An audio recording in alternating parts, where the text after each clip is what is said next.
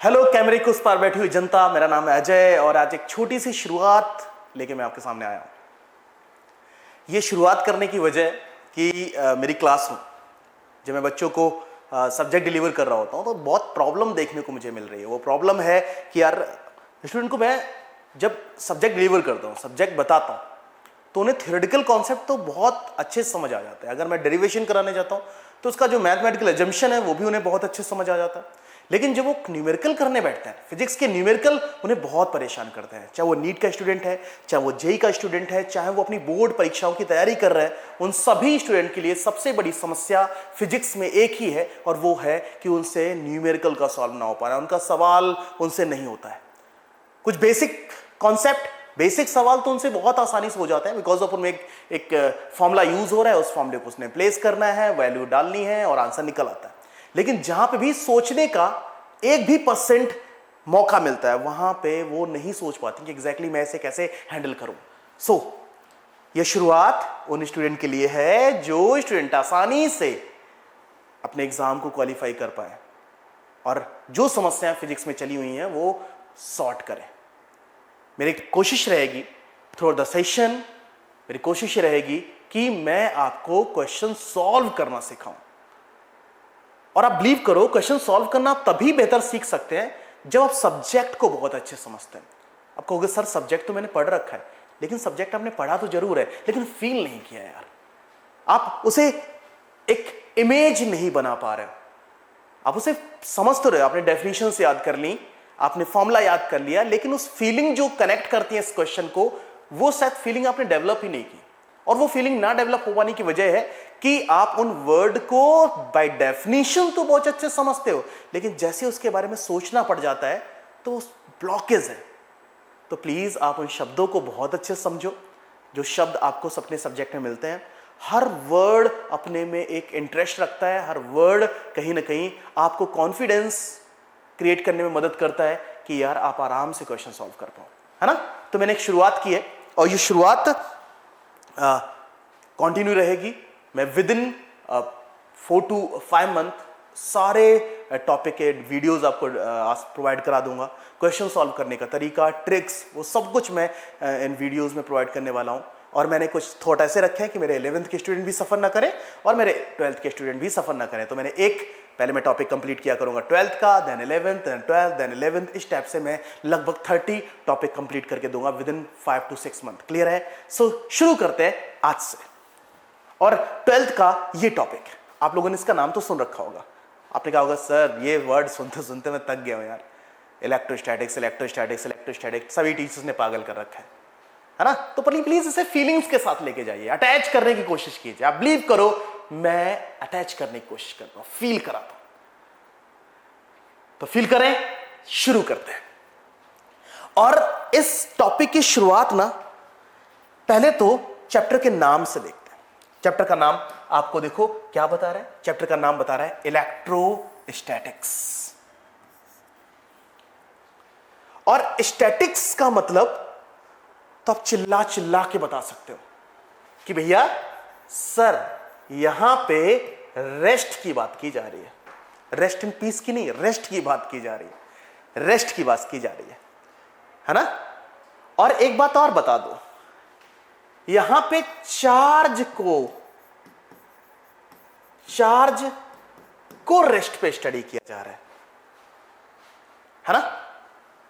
यानी the branch of physics which deals with the charge at rest, यानी जब आवेश यानी चार्ज को रुकी हुई अवस्था में अध्ययन करना है, ठहरा हुआ, रुकी हुई अवस्था में उसे अध्ययन करना है, तो उस फिजिक्स की इस ब्रांच को हम इलेक्ट्रोस्टैटिक्स कहते हैं।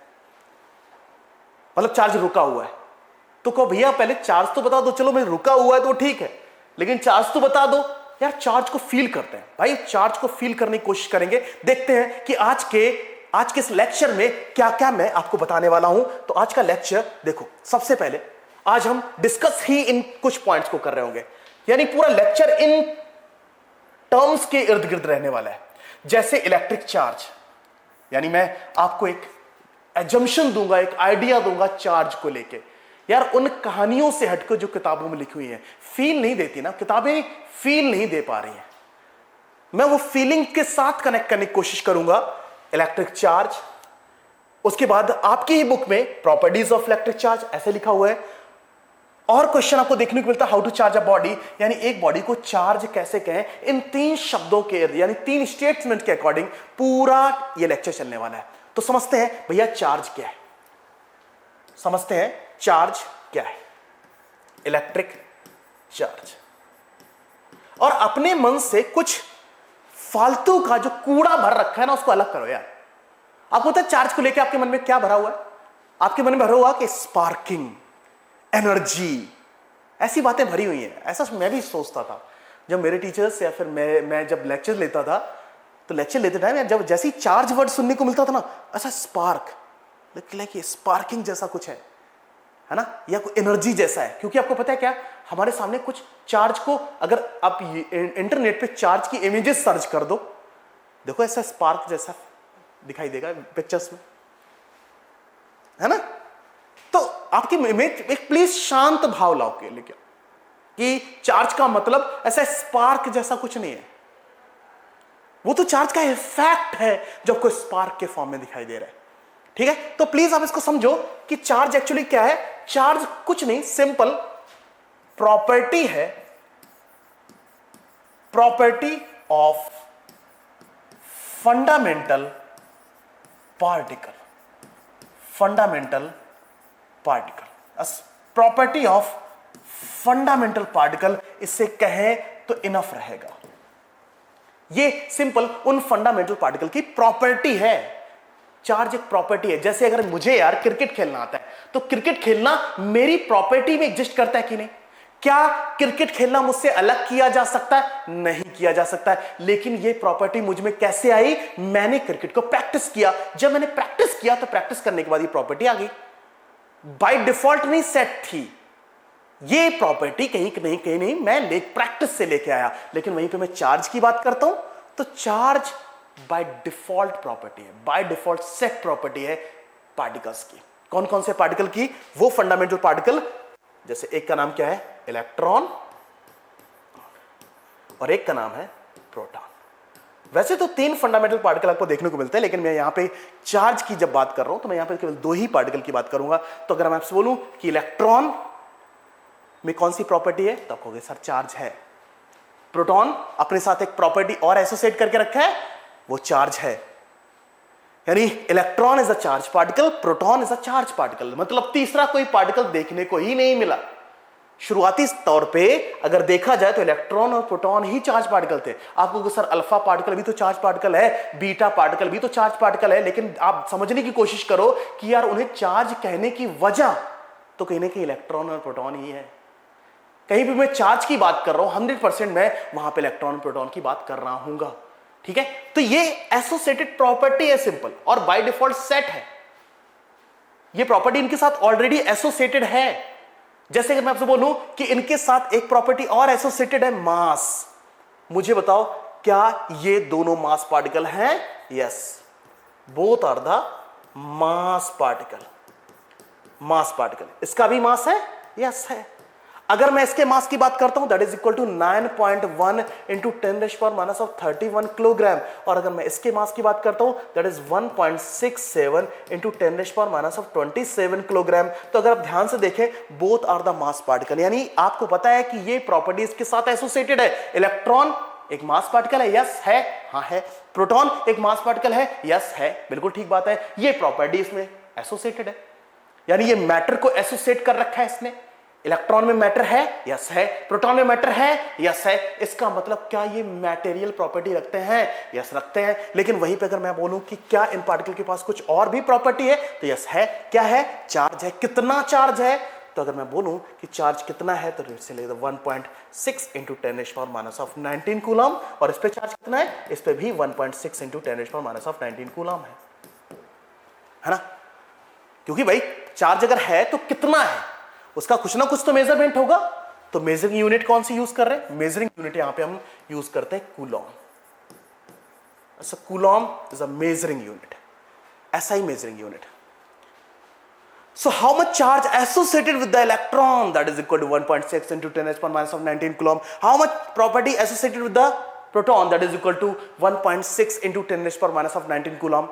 ये property associated है. That's why this particle is known as mass particle and charge too. यानी इन्हें charge particle और mass particle दोनों कहा जा सकता है. That's why मैं charge के विषय में कुछ और ज्यादा कहूंगा नहीं. मैं simple ये कहूंगा कि charge एक property है जो बाय डिफॉल्ट एसोसिएटेड है किसके साथ? पार्टिकल्स के साथ. कौन पार्टिकल्स के साथ? Fundamental particle. फंडामेंटल पार्टिकल कौन से? Electron, proton, neutron. किसमें ये देखने को मिली? केवल और केवल इलेक्ट्रॉन और प्रोटॉन के साथ. यस और नो? यस. क्लियर? ठीक है. आप कहोगे सर दोनों में अगर चार्ज बराबर देखने को मिल रहा है, मैग्नीट्यूड में दोनों में चार्ज बराबर देखने को मिल रहा है, तो दोनों का नाम एक ही क्यों नहीं रख दिया गया? एक को इलेक्ट्रॉन कहा, दूसरे को प्रोटॉन. एक काम करो तो दोनों को इलेक्ट्रॉन कहने लग जाते हैं या दोनों को प्रोटॉन कहने लग जाते हैं. लेकिन आप एक बात समझने की कोशिश करो कि दोनों का मास अलग अलग है. इसका मतलब दोनों पार्टिकल तो अलग है यार. दोनों में चार्ज भले ही अमाउंट में सेम है, बट दोनों का मास अलग अलग है. दैट्स वाई इन दोनों पार्टिकल को नाम तो अलग अलग देना पड़ेगा. तो आप कहोगे सर नाम तो अलग अलग दे दिया, लेकिन चार्जेस के रिस्पेक्ट में तो नाम लाइक मास अलग अलग है, उसके रिस्पेक्ट में आपने एक इलेक्ट्रॉन एक प्रोटॉन कह दिया, ठीक है, लेकिन चार्जेस के रिस्पेक्ट में तो इनका नाम सेम रखना चाहिए था. सेम नहीं रखा जा सकता था क्योंकि इनकी जो प्रवृत्ति थी वो विरोधात्मक थी. कैसी प्रवृत्ति थी? विरोधात्मक. यानी अगर मैं इलेक्ट्रॉन की बात करूं और मैं प्रोटॉन की बात करूं, तो इलेक्ट्रॉन में जो इसकी प्रवृत्ति देखने को मिली, इलेक्ट्रॉन और प्रोटॉन के बीच में जो प्रवृत्ति देखने को मिली वो विरोधात्मक थी, बिल्कुल अलग अलग. आवेशों के अनुसार दोनों की प्रवृत्ति विरोधात्मक थी. इस बात का ऑब्जर्वेशन कैसे किया गया? देखा यह गया कि जब एक जैसे चार्जेस प्लस प्लस या फिर माइनस माइनस को पास पास में लाया गया तो वहां पे देखने को मिला आपको रिपल्सन. क्या मिला? रिपल्सन. और जब पॉजिटिव नेगेटिव को नजदीक लेके आया गया तो देखने को मिला अट्रैक्शन. है ना? इसका मतलब आवेशों के अनुसार दोनों पार्टिकल हैं भिन्न, अलग हैं. तो एक का नाम पता क्या रख दिया गया? एक का नाम हमने नेगेटिव कह दिया गया और एक को हमने पॉजिटिव कह दिया गया. तो अगर आपसे कभी पूछा जाए कि क्या चार्ज पॉजिटिव नेगेटिव होता है, तो आप ये नहीं कहोगे पॉजिटिव नेगेटिव होता है. एक्चुअली सर पॉजिटिव नेगेटिव दो नाम हैं जिनसे डिफरेंशिएट किया जा रहा है कि ये आवेश इसके विरोधात्मक बिहेवियर को रिप्रेजेंट करता है, इससे बिल्कुल डिफरेंट है, विरोध करता है. दैट्स वाई इलेक्ट्रॉन का नाम नेगेटिव और प्रोटॉन को हमने पॉजिटिवली प्रेजेंट किया. क्लियर? डन. तो दोनों विरोधात्मक बिहेवियर रखते थे, अपोज बिहेवियर शो करते थे. डन. तो आवेश के बारे में आपको इतना सा ध्यान रखना है कि what is charge means the fundamental property of the fundamental particle, जो कि बाय डिफॉल्ट इनके साथ एसोसिएटेड है. कितनी है? 1.6 into 10 h power minus of 19 coulomb. इसके अलावा इसके बारे में कुछ भी कहना, स्पार्किंग है ना, या फिर एनर्जी, इस बारे में बात करना थोड़ा सा भी ठीक नहीं रहेगा. आप चार्ज को केवल इतना समझिए कि चार्ज उन पार्टिकल की सिंपल प्रॉपर्टी है. जैसी उनकी प्रॉपर्टी मास है वैसी उनकी प्रॉपर्टी चार्ज भी है. क्लियर? डन. ठीक है. अब फर्दर चार्जेस के बारे में उनकी कुछ और प्रॉपर्टीज देखने को मिली, यानी फर्दर चार्जेस को लेकर प्रॉपर्टी देखने को मिली. तो नेक्स्ट हम जो सीखने वाले वो ये है properties of the charge, electric charge. अब प्रॉपर्टीज ऑफ इलेक्ट्रिक चार्जेस में, यानी चार्ज खुद प्रॉपर्टी है किसकी? फंडामेंटल पार्टिकल की. फंडामेंटल पार्टिकल की प्रॉपर्टी है. वैसे ही अगर मैं फर्दर चार्जेस की प्रॉपर्टी की बात करूं तो कुछ चीजें देखने को मिली, जैसे फर्स्ट एडिटिव इन नेचर, ये प्रॉपर्टी देखने को मिली. दूसरी एक प्रॉपर्टी देखने को मिली क्वांटाइजेशन.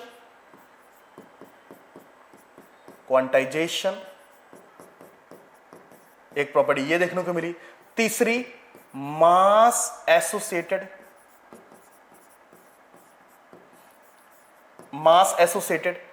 Fourth invariant. पांचवा कॉन्जर्वेशन ऑफ चार्ज. मतलब ये कुछ प्रॉपर्टीज देखने को मिली फर्दर चार्जेस की. यानी चार्ज खुद प्रॉपर्टी थी. किसका प्रॉपर्टी था? फंडामेंटल पार्टिकल का. लेकिन फर्दर चार्जेस की प्रॉपर्टी देखने को मिली. क्या प्रॉपर्टीज थी? Additive in nature. अगर मैं फर्स्ट प्रॉपर्टी आपसे डिस्कस करूं, that is additive in nature. Additive in nature, है ना। किसी भी बॉडी में चार्ज हमेशा एल्जेब्रिक समेशन के बराबर होगा, कि किसी बॉडी में चार्ज हमेशा एल्जेब्रिकली आप उसे ऐड कर सकते हैं।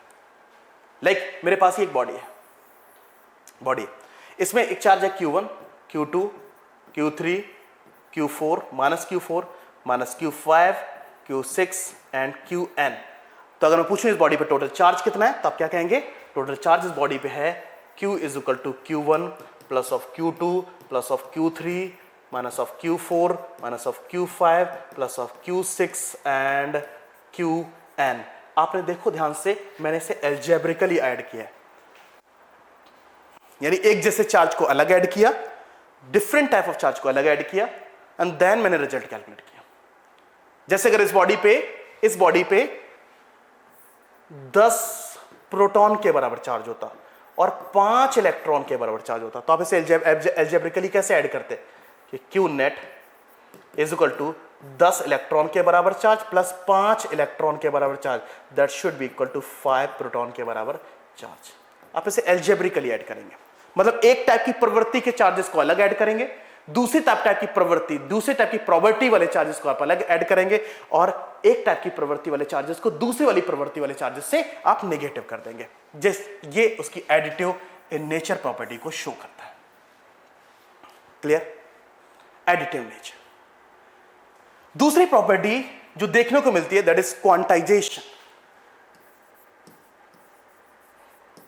क्वांटाइजेशन, यहां पे क्वांटाइजेशन का मतलब है काउंटिंग, कि किसी भी बॉडी में चार्ज हमेशा इंटीजर मल्टीपल ऑफ चार्ज और ऑन प्रोटॉन और चार्ज ऑन इलेक्ट्रॉन के बराबर होगा। यानी charge in a body, charge in a body is always the integer multiple of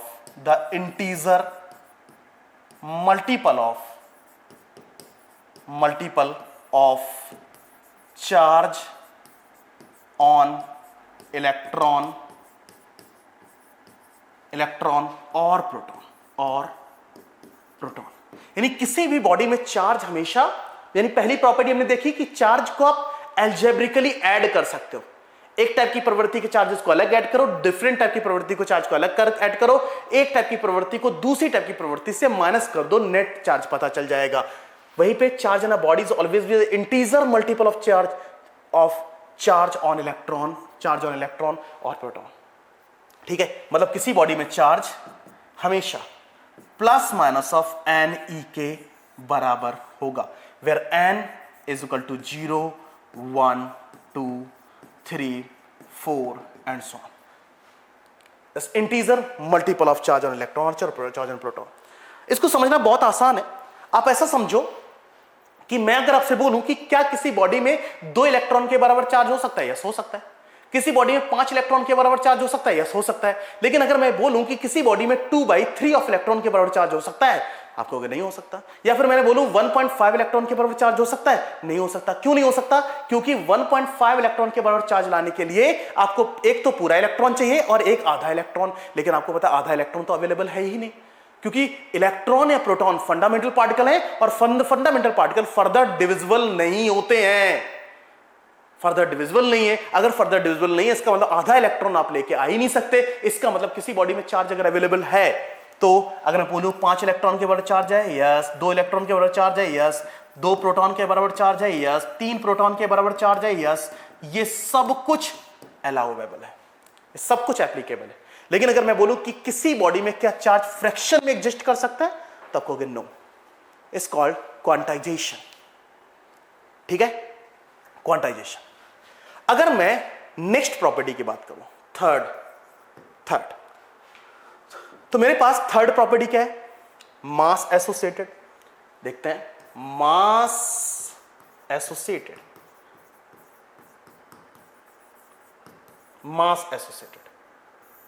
इसको भी बड़े आराम से समझ जाओगे। अगर मैं दो प्रॉपर्टी को आराम से समझा पाया हूं, मुझे लगता है कि बहुत मुश्किल सी बातें नहीं है, मैं ज्यादा समय भी नहीं लूंगा, लेकिन आपको पता है कि लेक्चर की डिमांड है, अंडरस्टैंडिंग बहुत इंपॉर्टेंट है, दैट्स वाई मैं इसको फीलिंग के साथ आगे लेके जाना चाहता हूं। आगे आपकी कनेक्टिविटी और बेहतर बनेगी। अगर मैं मास एसोसिएटेड की बात बताऊं तो आपको पता है कि कहीं भी चार्ज है, अगर मैं किसी भी चार्ज की बात करता हूं, कहीं पे भी चार्ज का प्रेजेंस है, मतलब आपको 100% ये बात तो पता है, दिस अनबैलेंस्ड नंबर ऑफ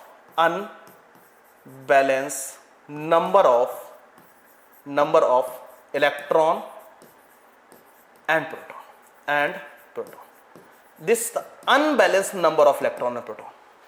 यानी वहां पर अगर कहीं पे भी आप चार्ज बोल रहे हो कि यहां पे चार्ज का प्रेजेंस है, तो आप सिंपल एक बात तो ये कंफर्म कहोगे कि सर वहां पे unbalanced number of electron and proton है, या तो प्रोटॉन की अधिकता है या फिर प्रोटॉन कम है, इलेक्ट्रॉन की अधिकता है, इलेक्ट्रॉन कम है। इस टाइप से आप बातें करोगे कि नहीं, है ना। इसको मैं और रेक्टिफाई करूंगा आगे चल के कि अब प्रोटॉन की अधिकता और प्रोटॉन की कमी कभी भी वर्ड यूज नहीं करते हो, बट जब तक हम और माइन्यूट लेवल पे जाके स्टडी नहीं कर लेते तब तक आप इन शब्दों का यूज कर लेते हो कि कहीं भी चार्ज है तो 100% वहां पे unbalance number of electron and proton होगा। वहां पे ये तो आप बिल्कुल भी नहीं कहोगे number of electron is equal to number of proton, या तो ये कहोगे number of electron is greater than number of proton, या फिर number of electron is less than of number of proton, आप ऐसा कहोगे।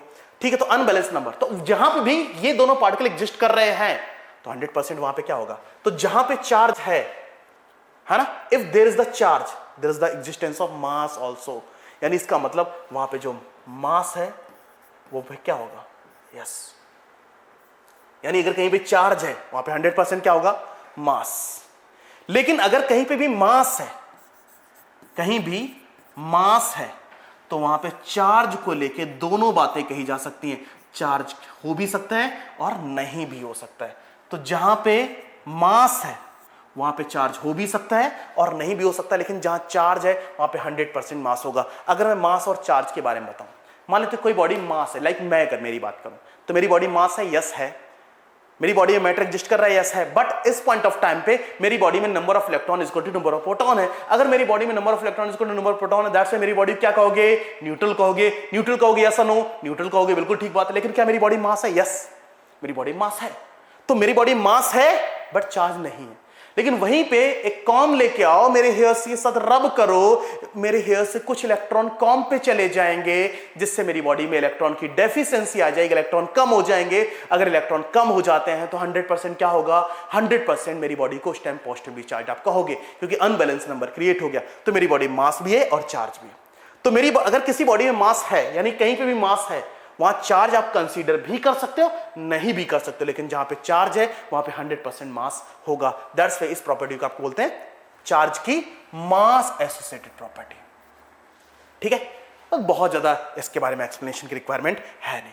उसके बाद आपको पता है नेक्स्ट प्रॉपर्टी कर देखें, तो नेक्स्ट प्रॉपर्टी है आपके पास क्या है, invariant. So fourth property invariant. इस प्रॉपर्टी को आप समझो। आपको पता है कि थ्योरी ऑफ रिलेटिविटी के अकॉर्डिंग अगर आइंस्टाइन की थ्योरी ऑफ रिलेटिविटी को स्टडी किया जाए तो मास को लेके m is equal to M not upon under root of 1 minus of V square upon C square if V tended to C, यानी यदि किसी ऑब्जेक्ट को वेलोसिटी ऑफ लाइट से थ्रो करते हैं या close to the velocity of light से throw करते हैं, तो यहां पे मास क्या करता है, वेरिंग मास। क्या होता है, वेरिंग मास, यानी there is the existence of varying mass, यानी मास वेरी करने लग जाता है, अपने अस्तित्व का बदलाव करने लग जाता है, जितना वो है उसमें बदलना लग जाता है। लेकिन वहीं पे अगर मैं चार्ज की बात करूं तो चार्ज में ऐसा कुछ नहीं होता।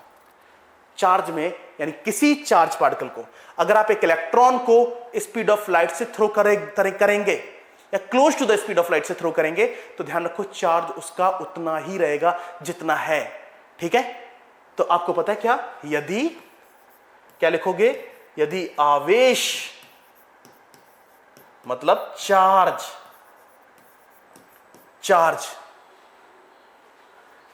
स्पीड ऑफ लाइट से ट्रेवल करता है, स्पीड ऑफ लाइट से ट्रेवल करता है,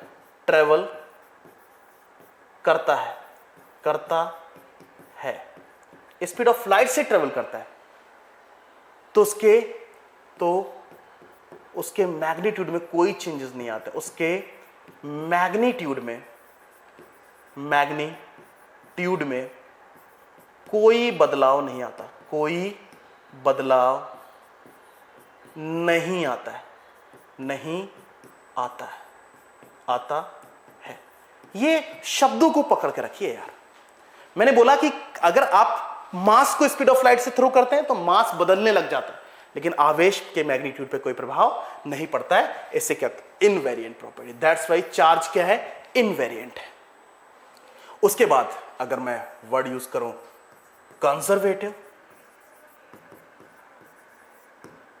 अगर मैं वर्ड यूज करता हूं कंजर्वेटिव, तो कंजर्वेटिव का मतलब यहां पे क्या है, कंजर्वेटिव का मतलब आप बहुत आसानी समझते हैं कि the charge can neither be created, neither be created nor be destroyed. It can transfer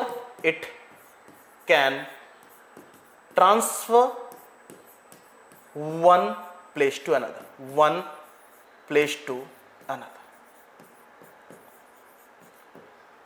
तो चार्ज है उसको आप डिस्ट्रॉय नहीं कर सकते।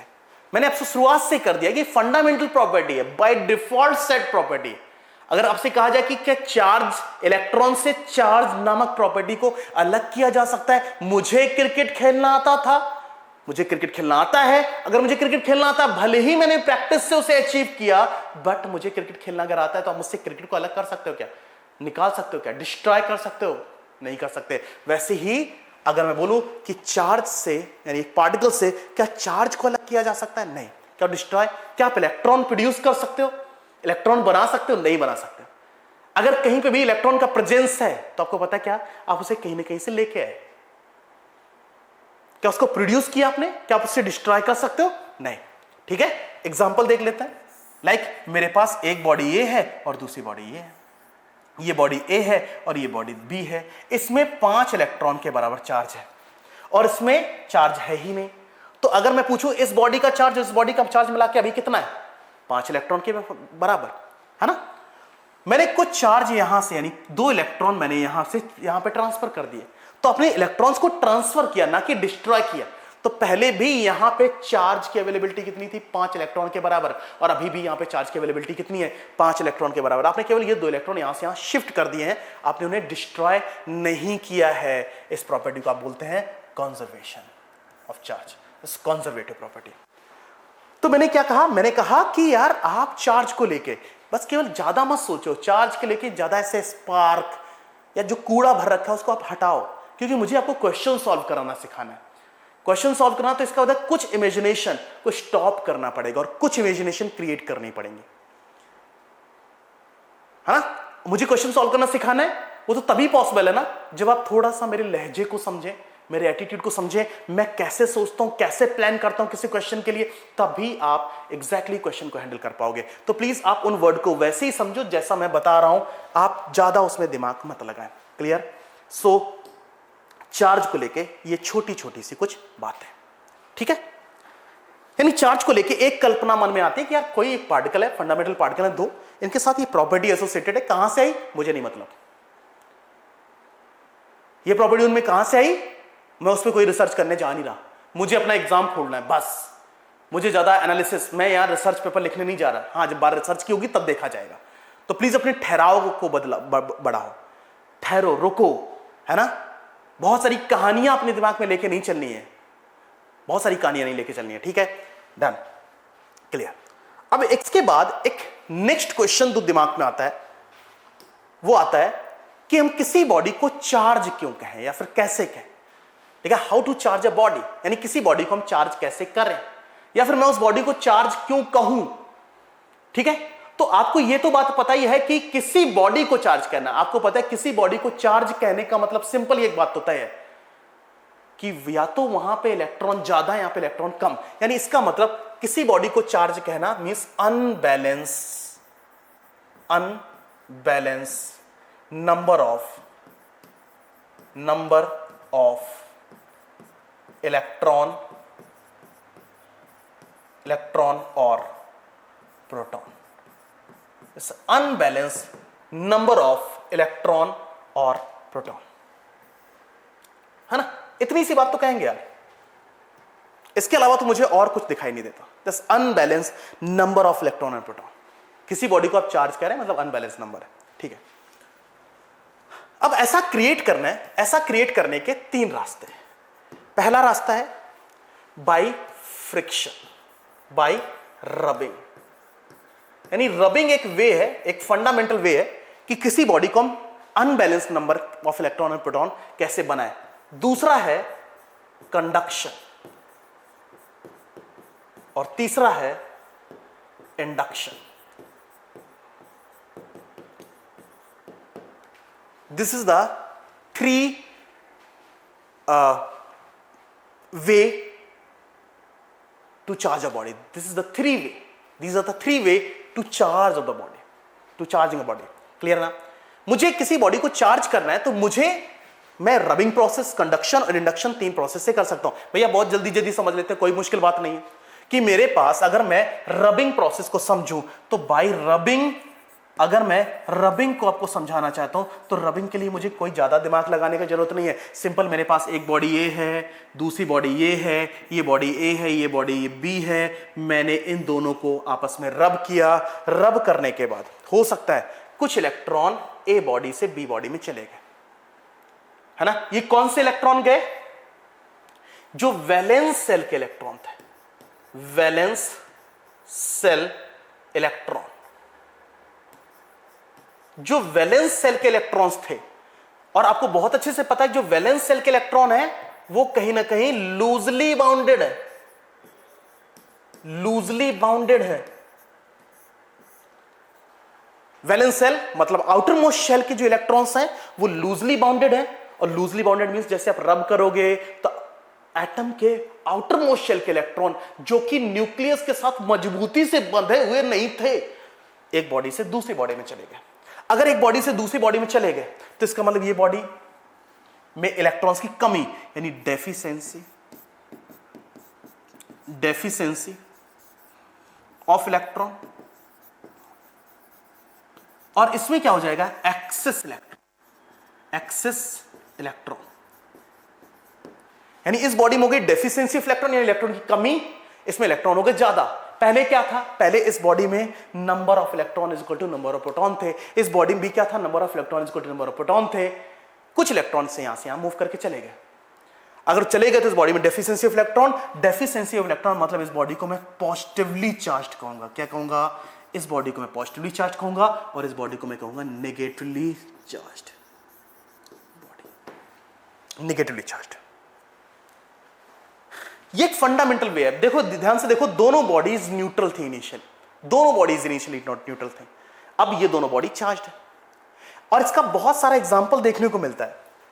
जैसे आपको पता है वूल का एग्जांपल दिया जाए, वूल का, एबोनाइट रॉड का एग्जांपल दिया जाए, फर का एग्जांपल दिया जाए, हेयर कॉम्ब का एग्जांपल दिया जाए, तो ऐसा ब्लैंकेट का एग्जांपल दिया जाए, ठीक है। चेयर का, स्पार्किंग चेयर, यार घर में भैया बहुत बार ऐसा किया होगा, स्पार्किंग चेयर। जब मैं छोटा बच्चा था, छोटी उम्र में था, तो चेयर पे बिठा के कपड़े से ऐसा टच करा रहे होते थे और आपको पता है जब टच करते थे स्पार्क क्रिएट होता था। तो ये बहुत सारे केसेस हैं जिन केसेस में आप रबिंग का केस देख सकते हो। और एक बहुत स्पेशल सा टर्म मैं यूज करूंगा कि जनरली, मैं ज्यादातर की बात नहीं करूंगा, मैं जनरली बात करूंगा। मैं कहूंगा जो भी सिल्की ऑब्जेक्ट होते हैं,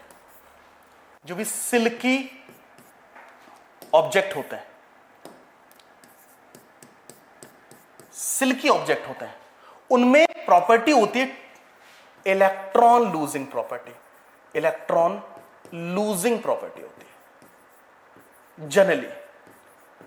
वैसे मैं सिल्की के लिए नहीं कहूंगा, मैं जो भी बोलूंगा शार्प ऑब्जेक्ट का मतलब शार्प ऑब्जेक्ट है।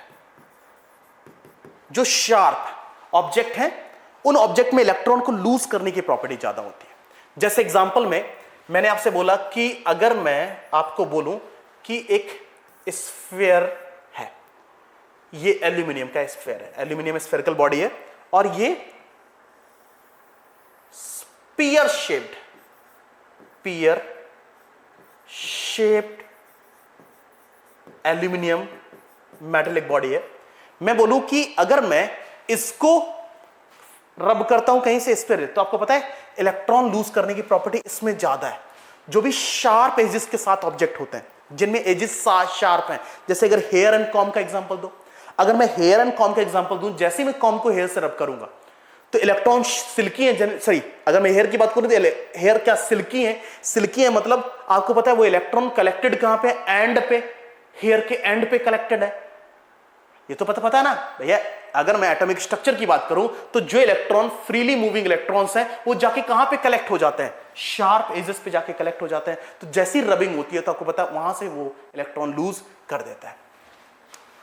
तो आपको पता है कि बहुत सारे एग्जांपल्स हैं जिन एग्जांपल्स में आपको रबिंग का केस देखने को मिल सकता है किसी बॉडी को चार्ज करने का।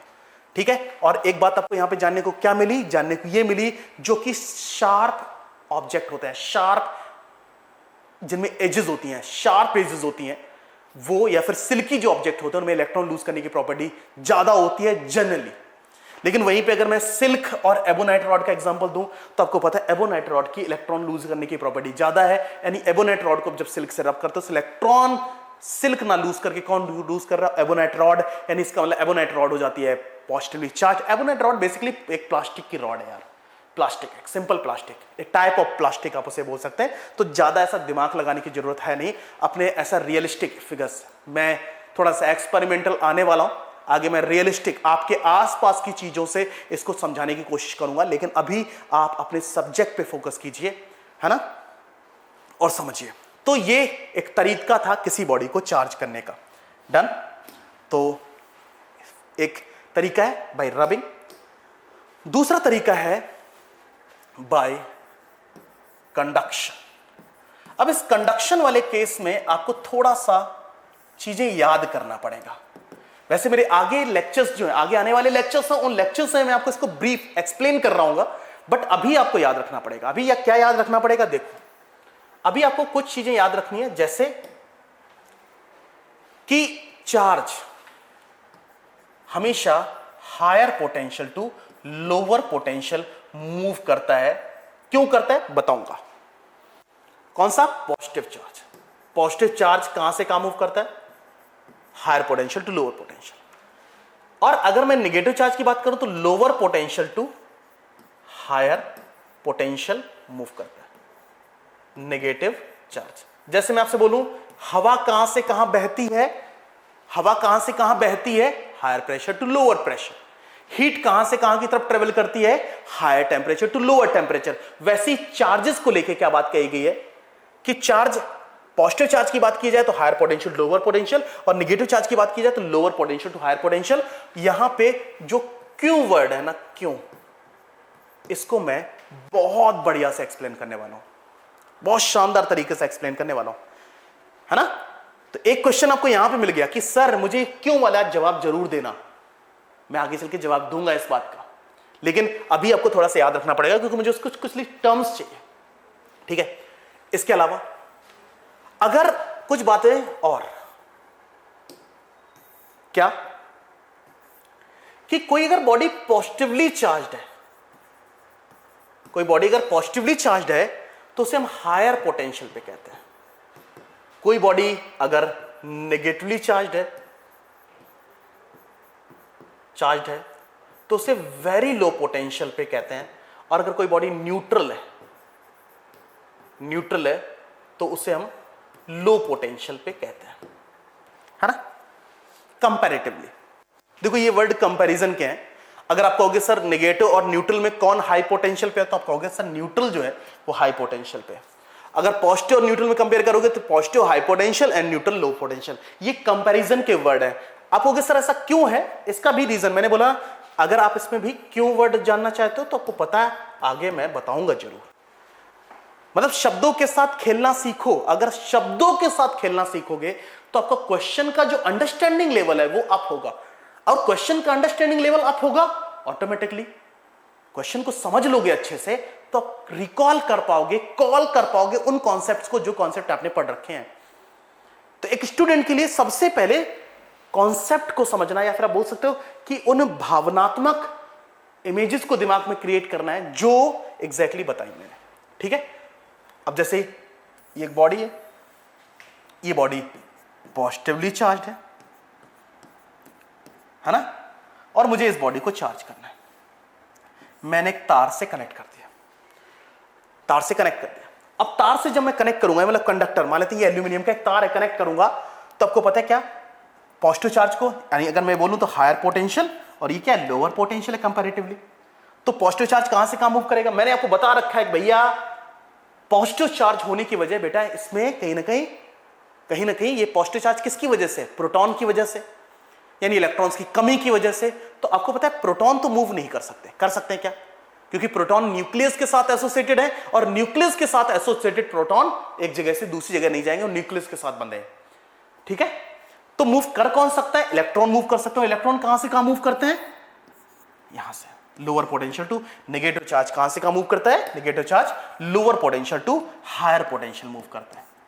तो इलेक्ट्रॉन जब निकल के इधर आएंगे तो आपको पता है इसका जो पॉजिटिव चार्ज है वो क्या होने लग जाएगा, कम होने लग जाएगा। इसमें होगी इलेक्ट्रॉन डेफिशिएंसी, तो इसका पॉजिटिव चार्ज इंक्रीज करने लग जाएगा। क्लियर है कि नहीं, इसका पॉजिटिव चार्ज डिक्रीज करने लग जाएगा, इसका नेगेटिव चार्ज। तो मूव कर कौन रहा है, इलेक्ट्रॉन। कौन मूव कर रहा है, पॉजिटिव चार्ज क्यों नहीं मूव कर सकता, पॉजिटिव चार्ज किसकी वजह से, प्रोटॉन की वजह से। प्रोटॉन की वजह से मतलब प्रोटॉन तो मूव कर नहीं सकते।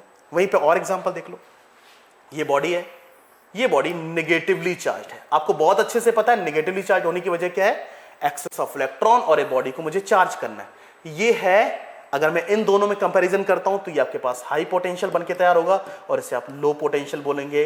आपको पता है अगर मैं एक तार से कनेक्ट कर दूं, तार से कनेक्ट करने पे आपको बहुत अच्छे से पता है कि नेगेटिव चार्ज है इलेक्ट्रॉन, इलेक्ट्रॉन इधर से इधर lower potential to higher potential move करने लग जाएंगे। इसका मतलब इसका जो नेगेटिव चार्ज है वो रिड्यूस होने लग जाएगा, और इसमें नेगेटिव चार्ज यानी इलेक्ट्रॉन बढ़ने लग जाएंगे, मतलब इंक्रीज करने लग जाएगा, क्योंकि मुझे unbalance number of electron and proton produce करना था। मैंने जैसे ही जिन बॉडीज में अनबैलेंस नंबर क्रिएट किया वैसे ही वो बॉडी चार्ज कही जाएगी। इसके लिए कुछ बातें आपको याद करानी पड़ी, लेकिन मैंने बोला ना, मैंने वादा किया है कि एक एक शब्द का सही ज्ञान आपको देके जाऊंगा यार। तो घबराना बिल्कुल मत, मैं क्यों का जवाब यहां पे दूंगा। यहां तक कि एक क्वेश्चन में और जवाब दूंगा आपको, और वो क्वेश्चन था ये वाला। अगर इस क्वेश्चन में देखें हम ध्यान से, ये है, इसमें अगर आप ध्यान से देखो तो बोला गया था एक जैसे चार्ज रिपेल करते हैं और अनलाइकली अट्रैक्ट करते हैं। मैं जानना चाहता हूं व्हाई। वैसे कमेंट बॉक्स खुला पड़ा है, इसका भी जवाब जिसके पास है, अपने टीचर्स से, बहुत सारे ज्ञानी लोग आसपास हैं उनसे, है ना, बहुत सारे एजुकेटर्स जो यूट्यूब पे पढ़ा रहे हैं। पहली बात तो मैं उनका बहुत बहुत धन्यवाद करता हूं कि यार उन लोगों ने उन बच्चों के सपोर्ट में उतर के कुछ काम अच्छा किया, जिससे आज मेरे जैसे गांव के बच्चे भी कहीं ना कहीं पढ़ के आगे बढ़ के आ रहे हैं। बहुत सारे बच्चे जो नंबर बहुत कम हुआ करता था, आज एक बड़ा नंबर गांव देहात से उठ के कुछ ना कुछ अचीव करने के लिए आगे बढ़ रहे हैं, है ना। उन्होंने अंडरस्टैंडिंग मेंटेन कर लिया कि यार मुझे लाइफ में आगे बढ़ना है। खैर वाई, तो इसका जवाब कमेंट बॉक्स खुला हुआ है, आप इसका जवाब दें कि why charges attract and repel. Why charges attract and repel, ये बात इनफ नहीं है, क्यों, इसका जवाब देना। वहीं पे मैंने आपको अभी दो बातें और याद करने के लिए कही, वो भी बातों का क्यों का जवाब अगर आपके पास है तो आप उसे आंसर करिए, अदरवाइज मैं तो आंसर आपको करूंगा, लेकिन मैंने बोला ठहराव के साथ, मैं धीरे धीरे करके उसका आंसर जरूर दूंगा। ठीक है, इसके बाद है तीसरा, by induction. By induction, induction. अगर मैं इंडक्शन की बात करूं तो इंडक्शन मैंने बोला ना कि एक फंडामेंटल प्रॉपर्टी नहीं किसी बॉडी को चार्ज करने की। तो आपको पता है इसमें भी आपको एक बॉडी पहले से ही चार्ज चाहिए। अगर ये बॉडी पॉजिटिवली चार्ज है और इसके नजदीक आप कोई एक बॉडी लेके आते हो न्यूट्रल, लेकिन ध्यान रखना सेकेंड बॉडी 100% होनी क्या चाहिए, कंडक्टर होनी चाहिए। एक इंसुलेटर को इंडक्शन से चार्ज नहीं किया जा सकता है, एक इंसुलेटर को इंडक्शन से चार्ज नहीं किया जा सकता है, ठीक है। लेकिन अगर मैं बोलूं कंडक्टर को चार्ज किया जा सकता है, यस। आपको पता है कंडक्टर है मतलब इसमें फ्री इलेक्ट्रॉन, यानी जो वैलेंस बैंड के इलेक्ट्रॉन्स थे वो इलेक्ट्रॉन लीव कर सकते हैं। लीव करेंगे तो आप मुझे बताओ ये पॉजिटिव चार्ज उन इलेक्ट्रॉन को खींचेगा और क्या वो इलेक्ट्रॉन इस सरफेस पे आके कलेक्ट होने लग जाएंगे, यानी इलेक्ट्रॉन इधर आ गए। तो जब बॉडी से इलेक्ट्रॉन इधर की तरफ शिफ्ट होंगे, इधर की तरफ इलेक्ट्रॉन की डेफिशिएंसी, इसका मतलब सरफेस की ये सरफेस कैसा हो जाएगा, पॉजिटिवली चार्ज। तो half of the surface negatively charge and half of the surface positively charge, positively charge. This process is known as induction. लेकिन इंडक्शन एप्लीकेबल किस पे है, केवल कंडक्टर्स पे। आप इसको कंडक्टर्स क्लोज में लेके आएंगे, आपको इंडक्शन देखने को मिल सकता है ना। लेकिन अगर मैं आपसे पूछूं नेट चार्ज आफ्टर इंडक्शन, अगर मैं नेट चार्ज की बात करता हूं, net charge in a body, तो आपके पास आंसर क्या होगा, जीरो। नेट चार्ज जीरो है, ठीक है। आप कहोगे सर मुझे नेट चार्ज को जीरो देखना, कुछ ऐसा कर सकते हैं। एक टर्म होता है अर्थिंग, वैसे आगे चल के मैं इसको भी और बेहतर से एक्सप्लेन करने वाला हूं, लेकिन आप अब इतना समझ लीजिए कि अगर मैं एक तार को ऐसा ग्राउंडेड कर दूं, अर्थ में जाके प्लेस कर दूं, तो मुझे बताओ ये वाला जो सरफेस है पॉजिटिवली चार्ज मतलब हायर पोटेंशियल, अर्थ जो है वो न्यूट्रल है मतलब लोअर पोटेंशियल। आपको बहुत अच्छे से पता है positive charge higher potential lower potential move करता है, लेकिन आपको ये भी बहुत अच्छे से पता है पॉजिटिव चार्ज मूव कर नहीं सकता। तो आपको पता है इलेक्ट्रॉन निकलने लग जाएंगे, कहां से, अर्थ इलेक्ट्रॉन देने लग जाएगा टू न्यूट्रलाइज दिस सरफेस, ठीक है। अर्थ क्या कर रहा है, अर्थिंग क्या कर रहा है, इस सरफेस को न्यूट्रलाइज कर रहा है। तो आपको पता है अर्थिंग करने से केवल अब ये वाली सतह ही नेगेटिवली चार्ज होगी। तो इंडक्शन एक तरीका है ना, इंडक्शन एक तरीका है किसी बॉडी को चार्ज करने का। लेकिन आपको पता है ये एक प्योर ट्रांसफॉर्मेशन नहीं है, प्योर चार्जिंग का मेथड नहीं है। इसमें आप इन्वॉल्व कर सकते हो अर्थिंग को, और अर्थिंग को इन्वॉल्व करने से मैं किसी बॉडी को प्रॉपर्ली चार्ज कर पाऊंगा। तो मेरे पास ये एक कॉन्सेप्ट था, ठीक है। तो अभी तक के लेक्चर में मैंने एक ही वर्ड के इर्द गिर्द आपसे बातें की, चार्ज। और चार्ज के बारे में जानने के बाद थोड़ा बहुत जो अध्ययन हमने अभी यहां पे किया है उसके अनुसार कुछ क्वेश्चंस बन सकते हैं। मैंने बोला ना कि मेरे लेक्चर का फर्दर प्रोसीजर तो आगे चल के ये होगा कि मैं आपको सबसे पहले क्वेश्चन दिखाऊंगा एंड देन आपको थ्योरीज पे लेके जाऊंगा। पहले समस्या आपको दिखनी चाहिए ना, जब तक समस्या दिखेगी नहीं तब तक आप उन क्वेश्चन, तभी तक आप उनके कॉन्सेप्ट की तरफ नहीं भागोगे। अभी तक हम क्या करते थे, है ना, कॉन्सेप्ट पढ़ा क्वेश्चन पे गए, कॉन्सेप्ट पढ़ा क्वेश्चन पे गए। अरे भैया समस्या पहले देखते हैं यार, एक मेथड एक तरीका अपनाते हैं। मैंने बहुत बदलाव किया इस चीज से, दैट्स व्हाई मैं आपको ये बताना चाहता हूं कि यार हम कुछ ऐसा करने वाले हैं, ठीक है। तो मैंने आपसे बोला कि आगे कुछ क्वेश्चंस हैं, जो क्वेश्चन आज के लेक्चर पे आधारित हैं। वो क्वेश्चंस क्या हैं, देखो। आज का पहला क्वेश्चन मैंने यहां पे ये भी डिक्लेयर किया है कि यार एनसीईआरटी कितना इंपॉर्टेंट है, यानी कौन से पेज को पढ़ने के बाद आप इस क्वेश्चन को सॉल्व कर सकते थे। यानी एनसीईआरटी अपना कितना इंपॉर्टेंस रखती है, चाहे वो जेई की बात करो चाहे नीट की। मैंने मेंशन किया है कि ये क्वेश्चन एनसीईआरटी से ही है, और आपने देखना कि एनसीईआरटी से ज्यादातर क्वेश्चन मैं आपको एनसीईआरटी से पिक करके देने वाला हूं। तो लिखा है what happen when some charge is placed on a soap bubble. Soap bubble यानी what happen when some charge is placed on the soap bubble. आपको पता है सोप बबल पे अगर कुछ चार्ज प्लेस कर दिया जाए, चाहे उसे नेगेटिवली चार्ज कर दिया जाए चाहे पॉजिटिवली, अगर आप इसे चार्ज करते हो तो चार्ज सरफेस पे डिस्ट्रीब्यूट कर जाएगा, और जब सरफेस पे डिस्ट्रीब्यूट करेगा तो आपको पता है कि कहीं ना कहीं सरफेस पे एक तनाव क्रिएट होगा, तनाव, खिंचाव क्रिएट होगा। अगर मैं आप स्मॉल लेंथ पोर्शन कंसीडर कर ले तो आपको खिंचाव देखने को मिलेगा, ठीक है, स्ट्रेच देखने को मिलेगा, टेंजेंशियली स्ट्रेच देखने को मिल सकता है। और जब वो स्ट्रेच होगा तो आपको पता है कि ये स्ट्रेच से क्या होगा, जो सोप बबल है उसका साइज बड़ा होने लग जाएगा एक स्ट्रेच की वजह से, सरफेस स्ट्रेच, है ना। तो क्या मैं ये बोल सकता हूं its radius decreases, its radius increases, the bubbles collapse, none of these. तो आप क्या कहेंगे, रेडियस इंक्रीजेस, है ना। ये तो बात आपको समझ आ गई होगी, बहुत बेसिक सा क्वेश्चन है। और आपको देखो कि एनसीईआरटी के पेज नंबर 3 से उठ के आया है ना, ओल्ड एनसीईआरटी आप फॉलो कर सकते हो। नेक्स्ट क्वेश्चन देखो, क्वेश्चन इन्हीं पे जो मैंने आज पढ़ाया उन्हीं पे आधारित है। A body is positively charge is सिंपलाइज this, आपको बहुत अच्छे से पता है, आपको ऑप्शंस पे जाने की जरूरत नहीं है। एक बॉडी पॉजिटिवली चार्ज है मतलब इलेक्ट्रॉन डेफिशिएंसी, डेफिशिएंसी एक बात तो दिमाग में ये जाती है, इलेक्ट्रॉन डेफिशिएंसी, है ना। तो there is only positive charge in a body, आप ऐसा बिल्कुल भी नहीं कह सकते, है ना। मान लो कोई बॉडी है और इस बॉडी, वो बॉडी पॉजिटिवली चार्ज है, तो पॉजिटिवली चार्ज है, बिल्कुल ठीक बात है। तो आपको पता है, लेकिन इसके अंदर इलेक्ट्रॉन का प्रेजेंस हो सकता है कि नहीं, हो तो सकता ही है ना, लेकिन यहां पे डोमिनेटिंग कैरेक्टर किसका है, प्रोटॉन का, क्योंकि इलेक्ट्रॉन की डेफिशिएंसी होगी, दैट्स व्हाई इसे पॉजिटिवली चार्ज कह रहे हैं। तो किसी बॉडी को पॉजिटिवली चार्ज करने का मतलब ये कभी भी नहीं कहोगे कि there is only positive charge in a body, आप ये कह सकते हो that's unbalanced number of electron और प्रोटॉन, यानी यहां पे प्रोटॉन का अधिकता या फिर इलेक्ट्रॉन की कमी है, इलेक्ट्रॉन की कमी है, इसका मतलब ये नहीं कि इलेक्ट्रॉन है ही नहीं। तो ये बात तो बिल्कुल करेक्ट नहीं हुई, ऐसा नहीं है।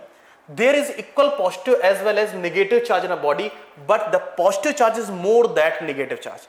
There is a equal positive and as well as negative charge in a body, equal positive charge as well as negative charge in a body, but the positive charge is more that negative charge, ठीक है। बोले कि equal positive और negative charge. तीसरा point देखें, there is equal positive charge and negative charge in a body, but the positive charge lies in the outer region. Next, negative charge is displaced from its position. यार आप देखो, आप इन चारों option में क्या option choose करना चाहोगे। वैसे मैंने ए यानी फर्स्ट जो है उसको तो मैंने इनकरेक्ट डिक्लेयर कर दिया। दूसरा पॉइंट देखें, दूसरा पॉइंट में इक्वल पॉजिटिव चार्ज और इक्वल नेगेटिव चार्ज हो सकते हैं, लेकिन यहां पे जो पॉजिटिव चार्ज है वो नेगेटिव चार्ज से अधिक है, अधिक है ना। पॉजिटिव चार्ज नेगेटिव चार्ज से अधिक है। अभी कह रहे हैं कि पॉजिटिव चार्ज केवल आउटर रीजन में लाई कर रहे हैं, आउटर रीजन में लाई कर रहा है। अरे पॉजिटिव चार्ज जरूरी थोड़ा ना कि आउटर रीजन में लाई करे। जैसे एक बॉडी है ना, plus Q plus Q plus Q minus Q minus Q minus Q and plus Q. अगर ध्यान से देखो तो आपको पता है जरूरी है बॉडी पॉजिटिवली चार्ज है, इसका मतलब ये थोड़ा ना कि वो चार्ज सरफेस पे ही लाई करे तभी मैं उसको चार्ज कहूंगा, है ना। तो आपके पास यहां पे दो मोस्ट एप्रोप्रिएट आंसर देखने को मिल रहा है ना, मोस्ट एप्रोप्रिएट आंसर देखने को मिल रहा है। तो यहां पे करेक्ट आंसर क्या होगा, सेकेंड, ठीक है, डन। नेक्स्ट क्वेश्चन पे चलते हैं। नेक्स्ट क्वेश्चन आपके पास क्या है, नेक्स्ट क्वेश्चन है, लिखा है ऑन रबिंग। अभी मैंने बताया रबिंग कौन सी प्रोसेस है, किसी बॉडी को चार्ज करने की प्रोसेस है।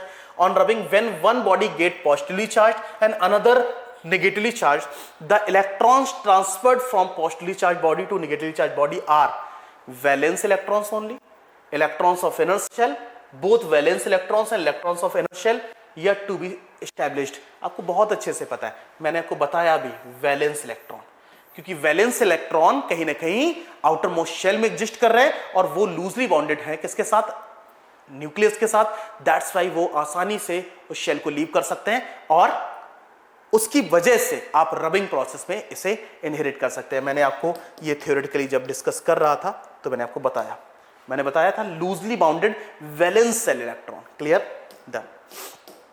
नेक्स्ट क्वेश्चन क्या है, ऑन चार्जिंग बाय कंडक्शन।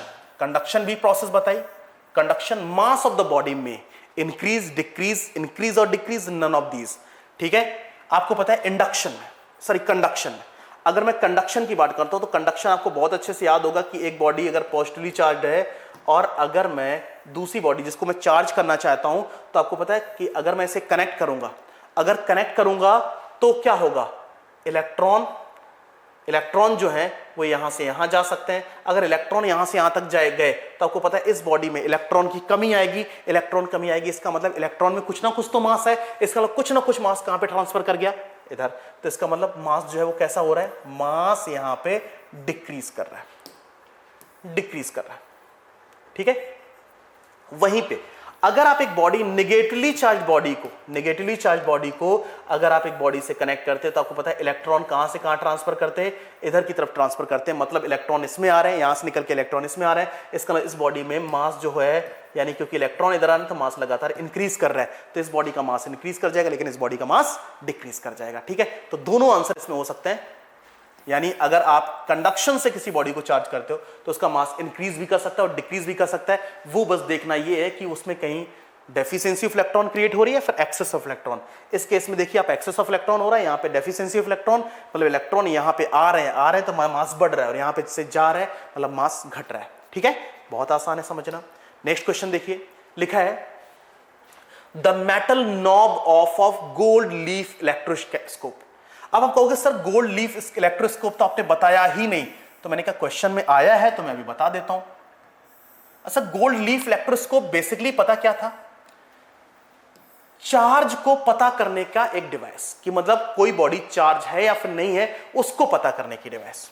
ठीक है, क्या बोला मैंने, एक डिवाइस जो किसी बॉडी के बारे में बता रही कि वो बॉडी चार्ज है या फिर नहीं है, या फिर कहीं पे चार्ज है या फिर नहीं है। ठीक है, इसका शेप कुछ ऐसा होता था, समझ लीजिए ये लाइक एक बॉटल, इसका शेप ऐसा इस टाइप से,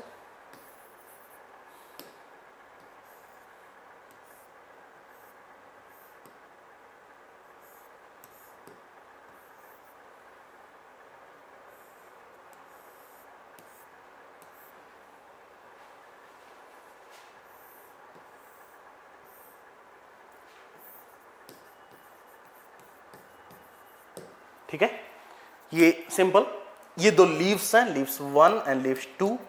ठीक है, ये कहीं ना कहीं मेटल है।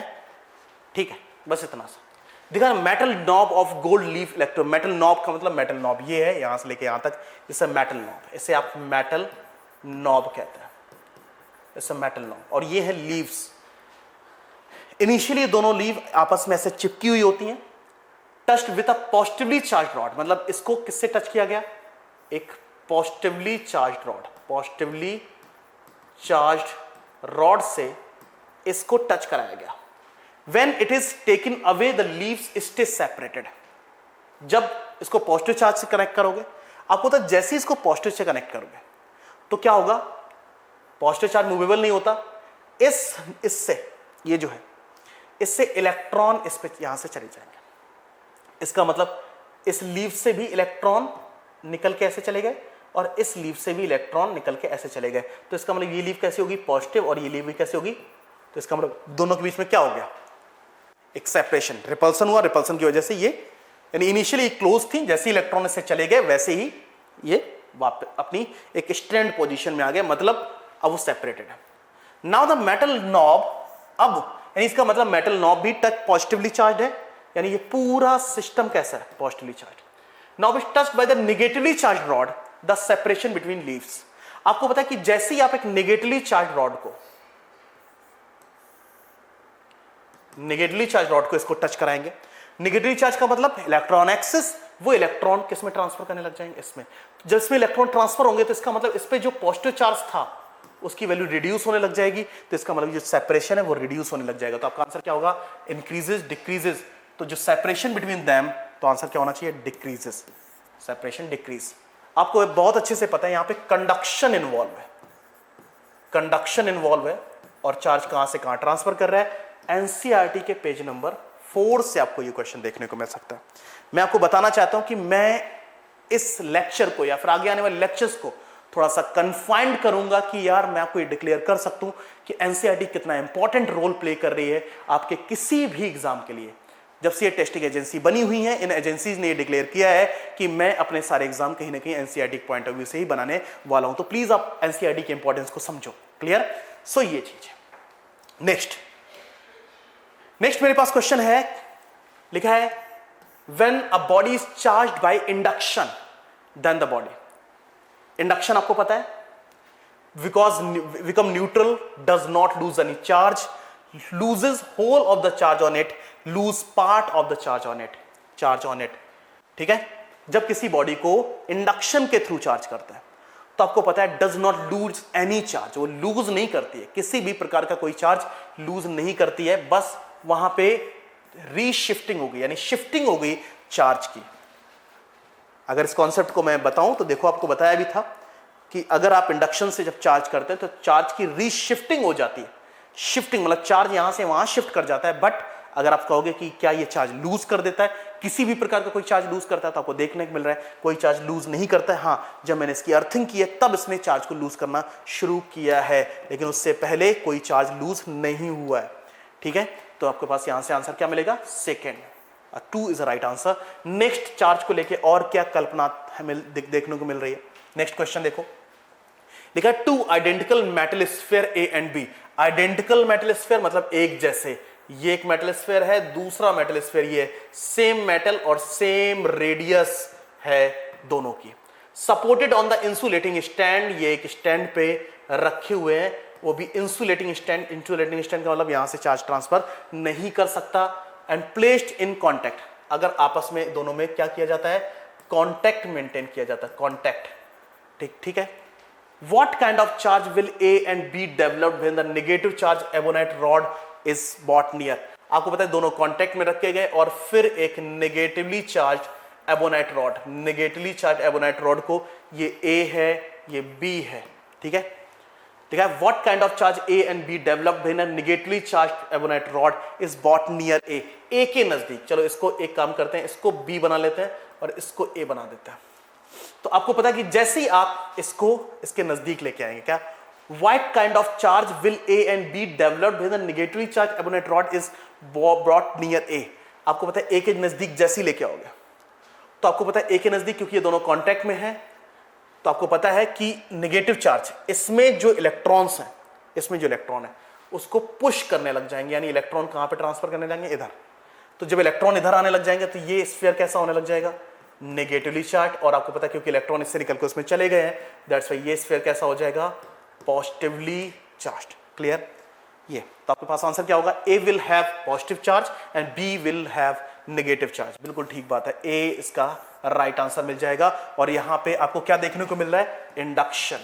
और आप फिर से देख पा रहे हैं कि एनसीईआरटी के पेज नंबर 6 से ये क्वेश्चन है। अगर हम एनसीईआरटी को प्रॉपर्ली पढ़ें तो यहीं से मुझे कुछ क्वेश्चन मिल सकते हैं।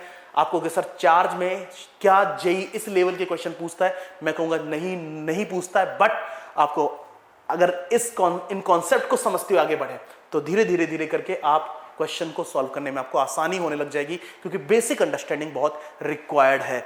नेक्स्ट क्वेश्चन अगर देखें तो नेक्स्ट क्वेश्चन आपके पास ये रहा। देखो, चार्ज को लेके ही है। Consider N uncharged conducting sphere. अनचार्ज का मतलब एक स्फीयर है। A positive point charge is placed outside the sphere. एक पॉजिटिव पॉइंट चार्ज यहां पर रख दिया गया है। The net charge on the sphere is then negative and uniform distributed over the surface of the sphere, positive and uniform distributed over the surface of a sphere, negative and appears at the point on the surface of a sphere closest to the point charge, and zero. तो अगर आपसे पूछे the net charge on the sphere, आपको पता है जब आपने plus charge यहां पे रखा, प्लस क्यू चार्ज रखा, तो इंडक्शन हुआ होगा। इंडक्शन की वजह से आपको पता है ये सरफेस नेगेटिवली चार्ज और ये वाली सरफेस पॉजिटिवली चार्ज हुई होगी। कंसंट्रेशन आप डिक्लेयर नहीं कर सकते, आप ये बिल्कुल भी नहीं कह सकते कि हाफ जितना नेगेटिव चार्ज इधर होगा उतना ही पॉजिटिव चार्ज इधर होगा। आप थोड़ा सा कंसंट्रेशन को यूनिफॉर्म डिक्लेयर नहीं कर पाओगे, बट आप ये कह सकते हो कि हाँ इधर की तरफ नेगेटिव चार्ज हुआ होगा, इधर की तरफ पॉजिटिव चार्ज होगा। अगर नेट चार्ज अभी भी पूछे तो नेट चार्ज अभी भी कितना है? नेट चार्ज जो स्फीयर पे अभी भी 0 ही है ना, नेट चार्ज, क्योंकि आपको पता है कि चार्ज कंजर्व्ड है, शिफ्टिंग हुई चार्ज की। इंडक्शन में आपको बहुत अच्छे से पता है, इंडक्शन में बताया भी था कि चार्ज की शिफ्टिंग हुई, बट बॉडी में अभी भी नेट चार्ज 0 ही है। देखते हैं नेक्स्ट क्वेश्चन क्या है। The quantization of charge. The quantization of charge implies that charge cannot be destroyed. Charge exists on the particle. There is a minimum permissible charge on the particle. Charge which is fraction of the coulomb is not possible. बिल्कुल सही बात है। आपको मैंने बोला fractional charge कभी भी available नहीं होगा। फ्रैक्शनल चार्ज अवेलेबल क्यों नहीं होगा? आपको बताया मैंने कि इलेक्ट्रॉन या प्रोटॉन फर्दर डिविजिबल नहीं है। अगर वो डिविजिबल नहीं है तो इसका मतलब आप हाफ ऑफ इलेक्ट्रॉन और 2/3 ऑफ इलेक्ट्रॉन अवेल नहीं करा सकते। तो उस केस में आप समझिए कि यहां पे आपके पास आंसर क्या मिलेगा? Charge which is fraction of Coulomb is not possible. Fraction of Coulomb available नहीं होता है। नेक्स्ट क्वेश्चन आपके पास देखें क्या है। 1 coulomb is equivalent to the charge. आपको पता है Q इक्वल टू कितना होता है? Q इक्वल टू NE, है ना। How much number of proton, क्योंकि आपको पता है प्रोटॉन की बात कर रहे हैं तो Q कितना है? 1 coulomb. 1 is equal to N पता करना है। E प्रोटॉन पे चार्ज कितना होता है? 1.6 × 10⁻⁹ तो n इज इक्वल टू कितना आ जाएगा 1/1.6 इंटू 10⁻⁻19, तो that is equivalent of 10 into 10⁻18, 18 divided by 1.6 यानी लगभग 6 इंटू 10⁻18 प्रोटॉन। यानी अगर मैं पूछूं एक कूलॉम चार्ज में कितने प्रोटॉन होते हैं, तो इसका आंसर मुझे जो देना चाहिए वो देना चाहिए फर्स्ट, यानी first is the right answer, that is 6 into 10⁻18। ऐसी ही कुछ बेसिक सी बातें। मैंने बोला ना आज का लेक्चर बहुत ज्यादा कॉन्सेप्चुअली फिल्ड नहीं था, बट मैंने बोला ना कि आप प्लीज इस बात का बहुत ध्यान रखो कि मैं जैसे शुरुआत कर रहा हूं, इस शुरुआत को पकड़ो, इस शुरुआत को पकड़ो। अब मैं रैंडम कोई टॉपिक नहीं उठा सकता या मिडिल और मोस्ट से कोई टॉपिक नहीं उठा सकता। मैं चाहता हूं कि एक सीरीज बने, इस सीरीज में वो स्टूडेंट भी आके मुझसे पढ़ाई करे जो स्टूडेंट बेसिक अंडरस्टैंडिंग नहीं रख रहा है, और आप उससे पढ़ो एंड देन देखते हैं मैं आपको कॉन्सेप्चुअली कैसे बिल्ड करने वाला हूं, ठीक है। सो चार्ज के बारे में जो एनालिसिस हो सकती थी वो हमने की। कुछ क्वेश्चंस भी मैंने फ्रेम किए जो कि कंप्लीटली एनसीईआरटी बेस्ड थे। इससे जो स्कूल यानी जो सीबीएसई के स्टूडेंट हैं उनको बहुत हेल्प मिलने वाली है, और अगर मैं जेईई या नीट के स्टूडेंट की बात करूं तो उनके लिए मैं उस ऑर्डर का कंटेंट अवेल कराने वाला हूं, लेकिन शुरुआत ऐसे ही होती है, ठीक है। तो आज के लेक्चर में केवल इतनी सी बातें मैं आपसे करने वाला हूं। आगे लेक्चर्स में कनेक्टेड रहिए, बच्चों के बीच में आपस में शेयर करो। मैं एक प्रॉमिस करता हूं, मैं एक वादा करता हूं कि मैं आपके सारे क्वेश्चन सॉल्व कराने की हिम्मत दूंगा आपको। Thank you so much.